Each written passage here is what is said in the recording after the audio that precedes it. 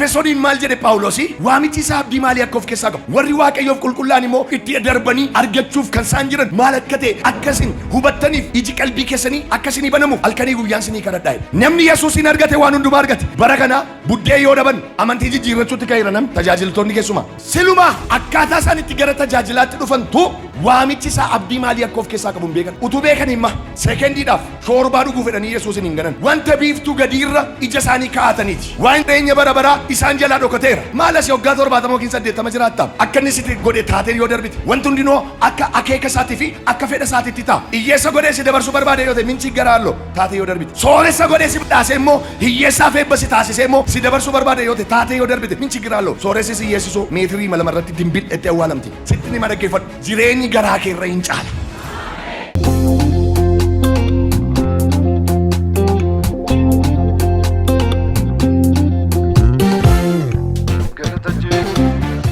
Erga Phaawulos gara warra Efesoonitti ergee boqonnaa 1:3 kaasee hanga 7tti hin dubbifannaa. Mata dureen isinitti lallabu akka badhaadhummaa isaatti kan jedhudha. Akka badhaadhummaa isaatti. Akka humna keetitti miti. Akka dandeettii keetitti miti. Akka badhaadhummaa isaatti hin jiraatta. Akka badhaadhummaa ayyaana isaatti hin dubbifannaa.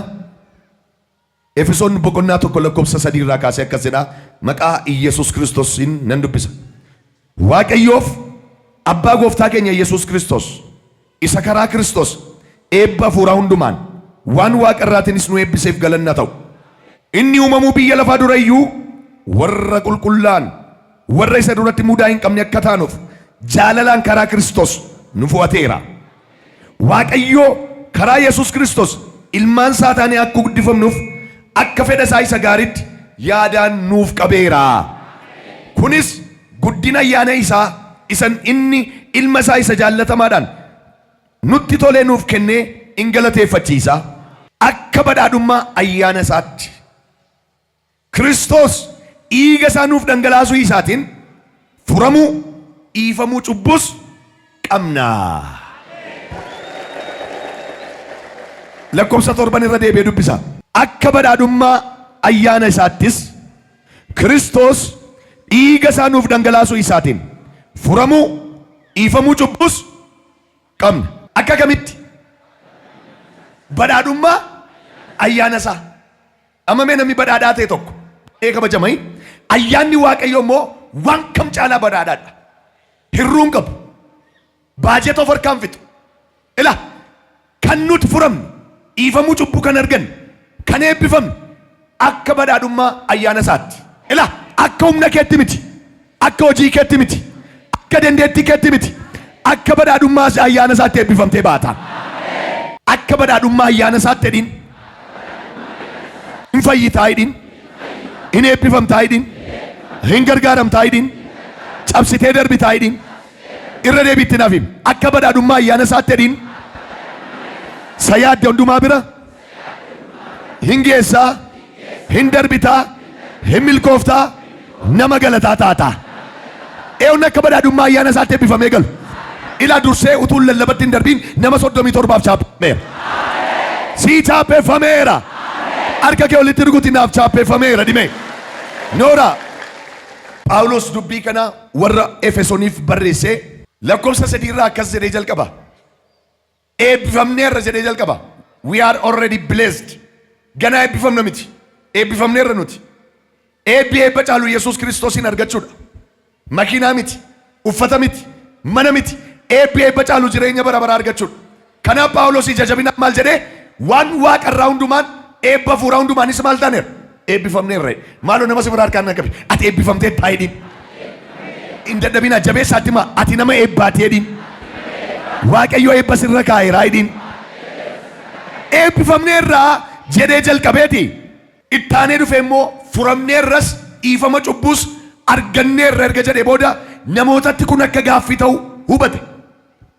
Nama baay'eedhaaf dhiifama cubbuu arganneerraa furamneerraa eebbifamneerraa yoo jettan hin galuuf. Maaliin yaadu? Isa fuulduraan beekanii isa Yesuus hojjetes hin beekan maqaa ta'ee fi maal jedhu dubbitti kana liqimsuu dadhabu. Fudhachuu dadhabu. Akkaataa nuti itti eebbifamneef akkaataatti nuti dhiifamuu cubbuu arganneef akkaataa nuti itti furamne lafa kaa'uudhaaf jedhee Phaawulos lakkoofsa 7 irratti dhufeeti deebii kenne. Akkamitti jedhee akka badhaadhummaa ayyaana isaatti akka hojii namaatti miti. Ilaala akka isheen jettu suni waan agarsiistu qabdi. Maaliif namni akkaataa itti waa hubatu qaba. Akka itti waa fudhatus qaba. Namni akkaataa itti hojii hojjetus qaba. Amma inni kun nama akka ilaalan ibsuuf jedhee totaalii fayyinni eebbi jireenyi bara baraa hojii namaa miti. Kennaa Waaqayyoo tola kenne akka ta'e ibsuuf jedhee kennaan Waaqayyoo tola argame immoo ayyaana isaati. Wanta ati tola argatte ayyaana Waaqayyooti. Nama araarri malleef tokkoo fi araarri Waaqayyoo tola godhame ayyaana Waaqayyoo jedhama. Amma fakkeenyaaf akka hojii keenyaatti araarri nuuf hin malu. Garuu nama araarri malleef tokkoof Waaqayyoo tola araara godhe kun maal jedhama? Ayyaana Waaqayyoo jedhama. Nuti ayyaana Waaqayyoo hin fayyine. Lammaffaa irratti dadhabaadhaaf nama humna hin qabne tokkoof bor ofirraa kaffaluu nama hin dandeenyeef wanti tola dhangalee ayyaana Waaqayyooti. Gocha Waaqayyoo kaffalii utuu siin jedhanii meetiin qabdu, warqeen qabdu, waan laattuuf hin qabdu. Amma garuu kennaan Waaqayyoo arjummaansaa, gaarummaansaa tola sirratti dhangalee nan ajaja tokko jedhee Waaqayyo waan sirratti dhangalaasu qaba. Ila hojii keemmin, fira keemmin, dandeettii keemmin, beekumsa keemmiti akkasumatti ayyaanni Waaqayyo sirratti dhangala'u jira. Nama si biraa harkaan qabi akkasumaan jedhimee ayyaanni Waaqayyoo tola sirratti dhangala'u jira hidhiin. Tola sirratti dhangala'a jedhe itti naaf himi. Amma gaa Phaawulos blessed nuun eebbifamneerra jedhee dubbateeti namoonni baay'een mee ragaa maal qabdaatti hin jedhu. Akkamitti eebbifamteetti hin jedhu. Inni garuu akkas jedhe akka hojii kootti miti, akka dandeettii kootti miti, akka dhaalaattis miti, qacceedhaan, zariidhaan, qomoodhaan miti, akka badhaadhummaa ayyaana isaatti furamuu, dhiifamuu cubbuus eebbas arganneerra. Eewwan ayyaana Waaqayyoon eebbifamtee baatu. Ilaa Waaqayyoo dibeena kaase torban kana keessa nama 3 balballi galataa banameera. Kaaladaa Yalabaa akka hojii keetti miti, akka dandeettii keetti miti, akka badhaadhummaa ayyaana isaatti humna du'aa ka'u Yesuusin balballi sirraa banameera. Kootu diina garaa gubime nan jiraadhaa hidhiin. Ilaa gaama deebinaa deebisuun akkamitti? Ish hin jiraattaa? Mee nan jiraadhaa dhibee? Akkamitti? Akka badhaadhummaa ilaa kunoo nuuroo guddinnatiin dabaleera, jireenyi dabaleera, manni kiraay dabaleera, naaftaan dabaleera, zayitiin dabaleera, sukkaarri dabaleera. Hin jiraatta moo hin jiraattu? Akkamitti jiraatta? Akka badhaadhummaa ayyaana Waaqayyootti jiraatte darbita. Harka nama si biraa qabi akka badhaadhummaa ayyaana isaatti hidhiin. Hin jiraattaa hidhiin. Ayyaanni Waaqayyoo hidhiin. Badhaadhaadhaa hidhiin. Eenyuun badhaafamee ba'uu barbaadu ree? Ilaa kunoo wangeela kana keessaa kutee eebba sirra buuseera. Kiraataa jaaladaa akka badhaadhummaa ayyaana Waaqayyootti nama milkaa'utu as keessa jira. In milkooftaa? Akka badhaadhummaa ayyaana Waaqayyootti milkoofteetti. Akka hojii keetti miti, akka humna keetti miti, akka dandeettii keetti miti, akka fira keettis miti. Amma mee fayyinni utuu zariidhaan naalama ta'e baay'een keessan maatii qaaldurraa dhuftan, baay'een keessan mana raqee keessaa dhuftan, baay'een keessan utuma deemtanitti goortan. Amma garuu baakgiraawundii kee hin barbaadu Waaqayyo. Seenaa kee kaleessaa hin barbaadu. Ati dhuftee Yesuus gooftaadha jettee harka laattee taanaan akka badhaadhummaa isaatti si eebbisa. Akka badhaadhummaa ayyaana Waaqayyootti eebbifamtee baata. Jedhame akka badhaadhummaa isaattiidha. Nan jiraadhaa, nan eebbifamaa, nan furamaa.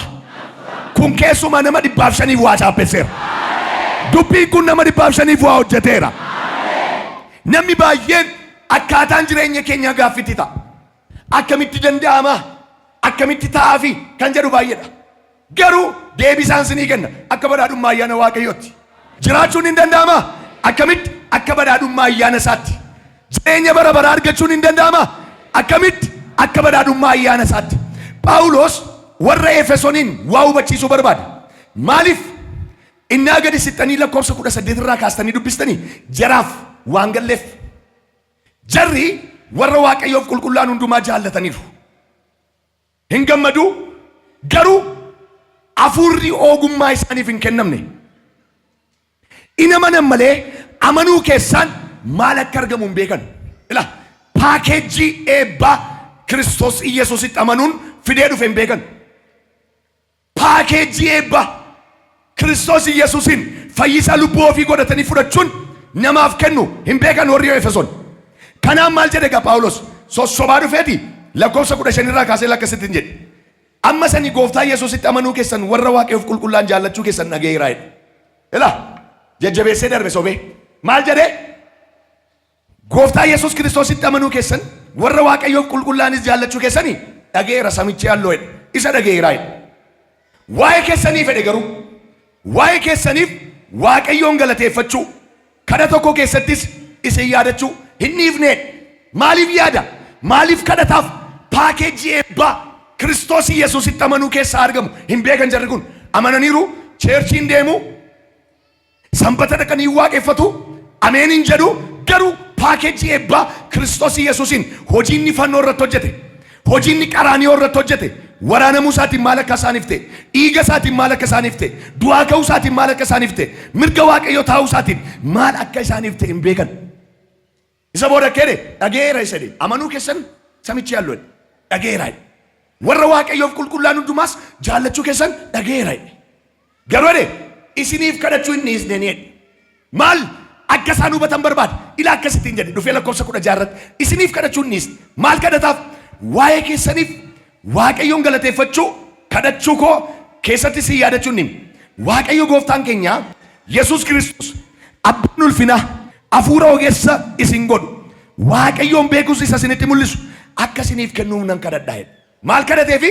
Hafuura ogummaa, spirit of wisdom, isa Waaqayyoon namatti hubachiisu. Isa kana akka isin argattaniif itti fufee man kadhadhaa jedhe. Amanuu bichaa miti jedhe. Iji qalbii keessanis akka banamuuf nan kadhadhaa jedhe. Kun immoo maaliif jedhe? Sababa isaa kaaf ila akkasittiin jedhe. Waamichi isaa abdii maalii akka of keessaa qabu ilaala. Waamamaniiru dhufaniiru abdiin nuuf jiru maal akka ta'e hin beekan warri Efesoon. Waamichi isaa abdii maalii akka of keessaa qabu. Waamichi isaa waamamuuf fo'amuun immoo tokko miti booddeen itti isinii dhufa. Waamichi isaa abdii maalii akka of keessaa qabu? Ulfinni warri Waaqayyoof qulqullaan itti darbanii argachuuf jiranis badhaadhummaan isaa. Waa'ee maaliin dubbachaa jira? Waa'ee badhaadhummaa ayyaana Waaqayyoo ishee kana hubachiisuu barbaadala. Badhaadhummaa ayyaana Waaqayyoo warra Efesooniin hubachiisuu barbaadee maalitti hin jedhe? Waamichi isaa abdii maalii akka of keessaa qabu? Ulfinni warri Waaqayyoof qulqullaan itti darbanii argachuuf jiranis badhaadhummaan isaa maal akka ta'e beekuudhaaf ija qalbii keessanii akkan isiniif ibsuuf kadhata kooti jedhe. Nan kadhadhaa jedhe. Nan kadhadhaa. Ilaala waamamaniiru amananiiru garuu abdii maalii waamichi sun koolingiin sun xirriin suni abdii maalii akka of keessaa qabu hin beekan. Amma baay'een keessan amantaniittu waama foonii bichaaf yoona Yesuus duukaa fiddu. Kaanserii irraa fayyuuf, mataa cabsaa irraa fayyuuf. Abdiin Waaqayyootti ni waame. Waamichi isaa abdii maalii akka of keessaa qabu hin beekan turan warra Efesoon. Kanaaf Efesoonitti kufaatii guddaan ta'e. Amma yeroo ammaa Efesoon keessa hin dhaadhattan Turkii irraati Musliimoota akka jiranitti. Waldaan dur Phaawulos fa'aa pilaanti godhan Turkii keessaa Efesoon masgiidarra. Maal wallaalan? Iji qalbii isaanii banameen turre maqaa ta'ee fi waamichi isaa abdii maalii akka of keessaa qabu hin beekan. Zimedhan hima waldaa dhaquu hin galuu hin deebi'u. Kufaatii guddaan kan inni dhufee fi iji qalbii isaanii hin banamne. Waamichi isaa abdii maalii akka of keessaa qabu hin beekan. Wanti hundinuu immoo hojiidhaan se'u. Iffartii isaaniin se'u. Garuu miti akka badhaadhummaa ayyaana isaatti. Ilaa waan tokko si eebbisuu barbaada. Zariin zarii keetii bara baraan mana Waaqayyoo keessatti hafee jiraata. Qomoon qomoo keetii bara baraan mana Waaqayyoo keessatti hafee jiraata. Qabii harka nama si biraa. Bara baraan haftee jiraattaa hidhiin. Arraa hidhiin. Akka badhaadhummaa isaatti eebbifamtee baata. Ilaa namatti qabdee furtuun galataa utuu kennamu argeera. Akka badhaadhummaa ayyaana Waaqayyootti waa fudhattee baata. Mi'a kee dhagaa an of harkaan qabu jedhaa. Zeeroo irra hin jiraa jedhaa. Akka badhaadhummaa isaatti eebbifameen ba'a. Firan qabdu nama harkasi qabu hin qabdu baankiinis birrii siin kennu arra garuu cheekiin eebbaa sii murama. Eewu laaddu laata ol kaasii harka kee akka namaatti hin eebbifamtu akka badhaadhummaa ayyaana Waaqayyootti eebbifamii ba'i.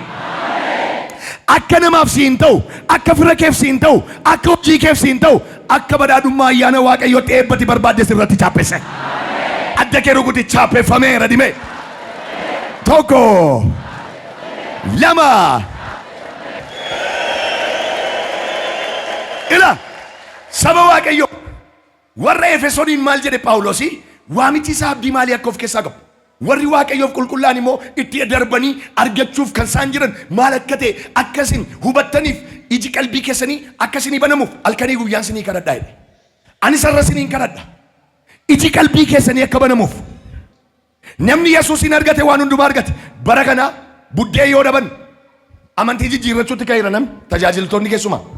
Buddeen nimnaan garaama guuttachuuf jedhanii isuma kaleessa lallabanii maqaasaan seexana baasaa oolan gananii maqaasaan naafa diriirsan gananiiti mana ormaa keessa gugguufaa jiru. Maal hin beekne jarri sun Waaqayyoon kan isaan abdatan waan biiftuu gadi qofaaf ture. Utuu waamichi isaa maal of keessaa qabu beekanii sekendii tokkoof Kiristoosin ganuudhaaf garaan jabaatan. Dhugaa Waaqayyooti. Ammameen dandee ilaa makiinaan na lanqaxa malee sekendiidhaaf Iyesus gooftaa miti hin jedhan. Hin jedhu bakka. Iyesus gooftaa miti. Hin jedhu maal akkamittiin argeera ka. Mi'eeffadheera ka. Mi'eeffadhee argeera ka. Gooftaa ta'uusaa hubadheera ka. Iji koo banameera ka. Eewni kanatti amantu bara baraan afaan kee keessaa Iyesus gooftaa kan jedhu aba'u. Kotameeyya Iyesus gooftaadha jedha. Tokko. Lama. Dabali dubba dubboo. Inni isaa bara baraan. Itti fuftaare eewni itti fufee labsu ilaa kunoo ayyaanni isaa sii baay'ateera. Eda ciiseen ilaala abjuu kun namoonni baay'een naan jedhe Waaqayyo kan isaan na duukaa bu'an wanta biiftuu gadiirra ija isaanii kaa'ataniiti. Waan jireenya bara baraa isaan jalaa dhokateera. Maal asii waggaa 70 yookiin 80 jiraattaa akka inni sitti godhe taatee yoo darbite. Wanti hundinoo akka akeeka isaatii fi akka fedha isaatiitti ta'a. Iyyeessa godhee si dabarsuu barbaade yoo ta'e minchi garaallo taatee yoo darbite. Sooressa godhee si badhaase immoo hiyyeessaaf eebba si taasise immoo si dabarsuu barbaade yoo ta'e taatee yoo darbite minchi garaallo sooressi si hiyyeessisoo meetirii malama irratti dimbil itti awwaalamti. Akka inni jedhe taatee dhatti achi immoo bara baraan hoolichaa wajjin faarfachaa qulqulluudha gooftaan macci hundinuu galata isaatiin guuteera jettee yoo faarfachaa hafte maal ta'a? Maal sitti bada? Si asii tuffatte, isi asii dhiiste, kositti lakkoofte. Maal jedhe Phaawulos? Bu'aanaaf qabaa jedhe. Ani Yihuudii makaa hin qabneedha. Garuu jedhe Kiristoosiif jedhe waan bu'aanaa qabu kosittan lakkaa'e. Karaa daajaa lafa. Waan biiftuu gadi kositti lakkoofte galta. Olkaas harka kee malee. Yesuus hin caalaa hidhimee. Hin caalaa mana kee keessaa. Hin caalaa gola kee keessaa.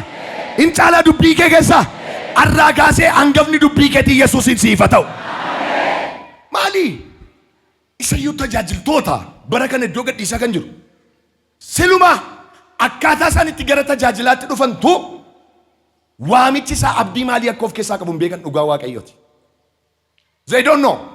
Jala mureen sinitti makan. Utuu beekan himma sekendiidhaaf shoorbaa dhuguu fedhanii Yesuusin hin ganan. Sitti nima dhaggeeffadhu. Jireenyi garaa kee irra hin caala.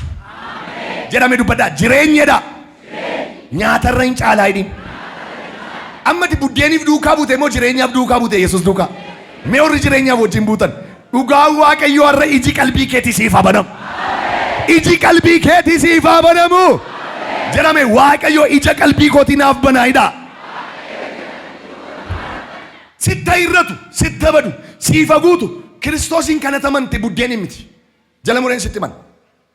Waamichi isaa abdii maalii akka inni of keessaa qabu beeki. Abdiin sun immoo waan biiftuu gadii hundumaa hin caala. Waan biiftuu gadii kositti si ilaalchisa. Mee ammamee namni dhufe biyya lafaarra yeroo gabaabaa akka qabdu beekta. Achi garuu nambarii kaawuntingiin hin jiru. Lakkoofsa lakkaa'uun hin jiru. Zalaalem iska zalaalem. Baraati bara. Waama jedhan nabani jechatti hin ibsan nabani kanaaf bara amma bara.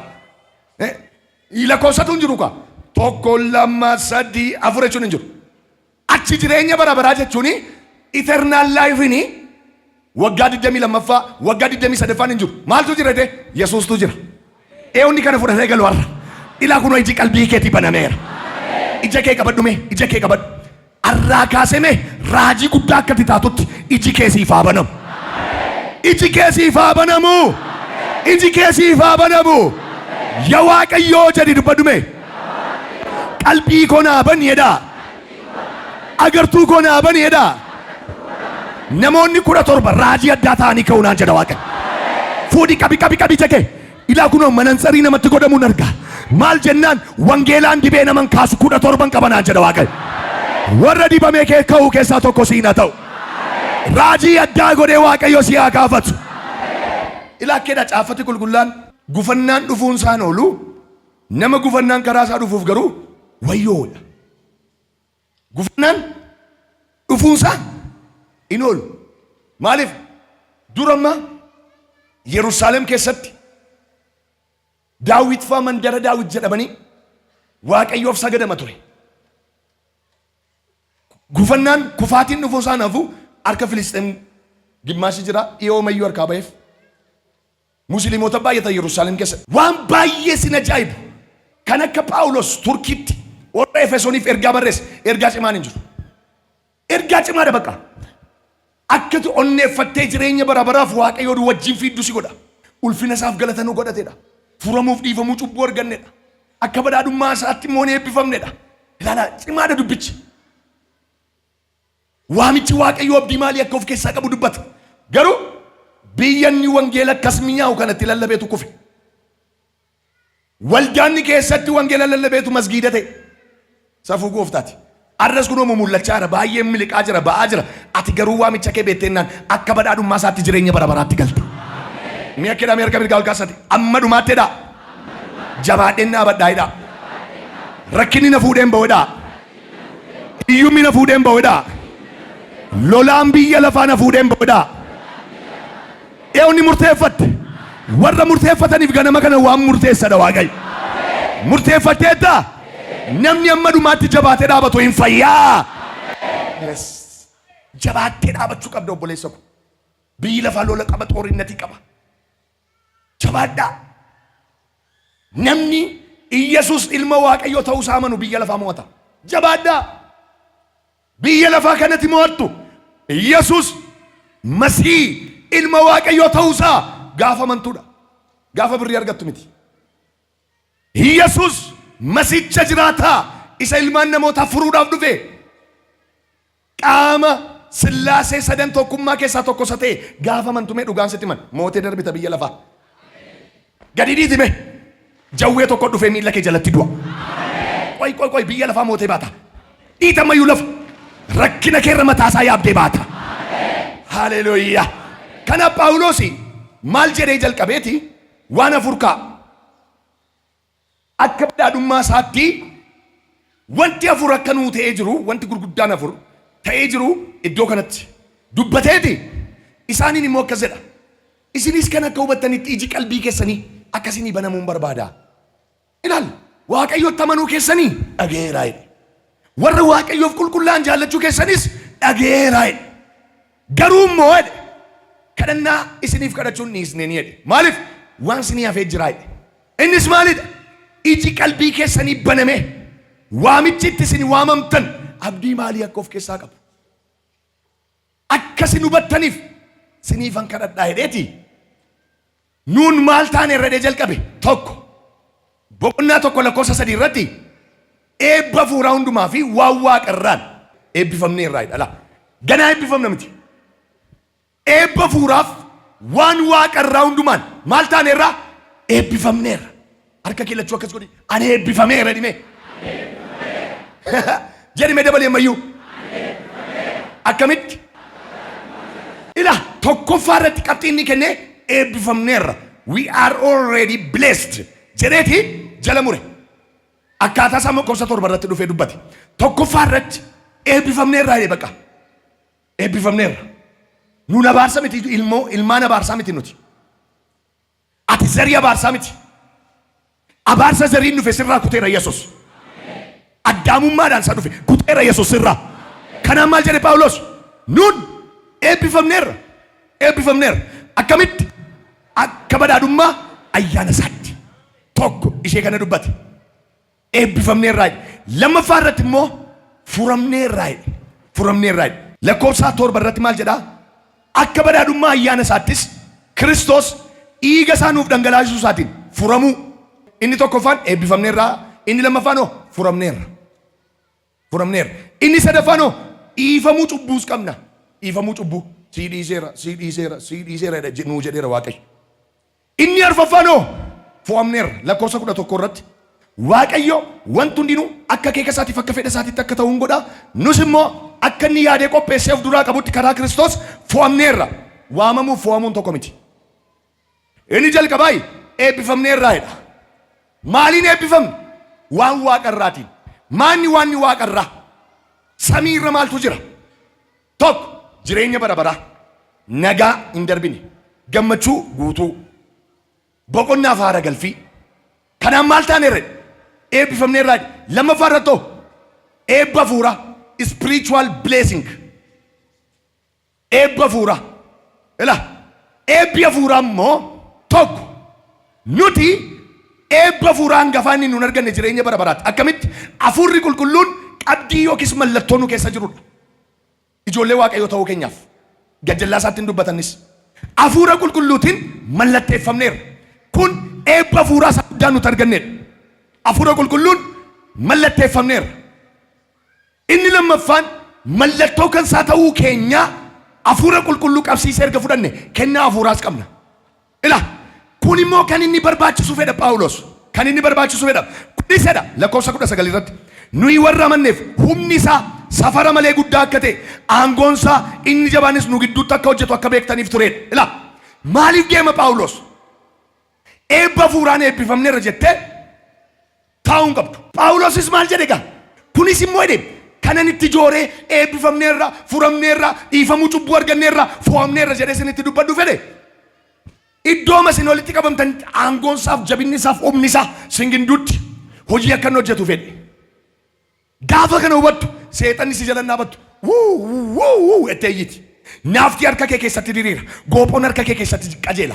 Maseenni harka kee keessatti dhala argata. Eenyu akka ta'e hin beeku malee nama sadii fo'adheera asii ba'ee dinqii hojjetadha Waaqa. Maaloo kaasi goota wangeelaa taatee galta. Arra Waaqayyo goota wangeelaa si taasisaa.